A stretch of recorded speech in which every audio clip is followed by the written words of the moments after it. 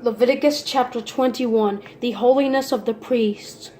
The Lord said to Moses, "Speak to Aaron's sons, the priests, and tell them, a priest is not to make himself ceremonially unclean for a dead person among his relatives, except for his immediate family, his mother, father, son, daughter, or brother. He may make himself unclean for his young unmarried sister and his immediate family. He is not to make himself unclean for those related to him by marriage, and so defile himself.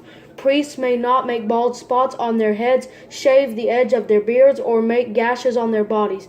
They are to be holy to their God and not profane the name of their God, for they present the fire offerings to the Lord, the food of their God, and they must be holy. They are not to marry a woman defiled by a prostitution. They are not to marry one divorced by her husband, for the priest is holy to his God. You are to consider him holy since he presents the food of your God.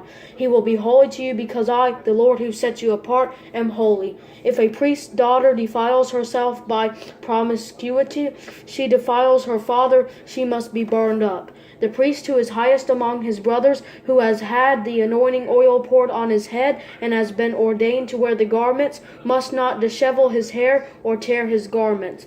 He must not go near any dead person or make himself unclean even for his father or mother.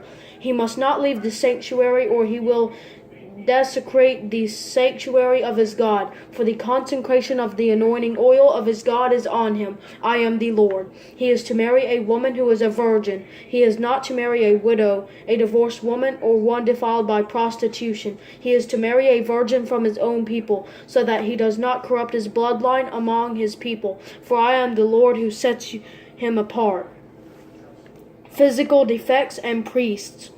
The Lord spoke to Moses, "Tell Aaron, none of your descendants throughout your generations who has a physical defect is to come near to present the food of his God.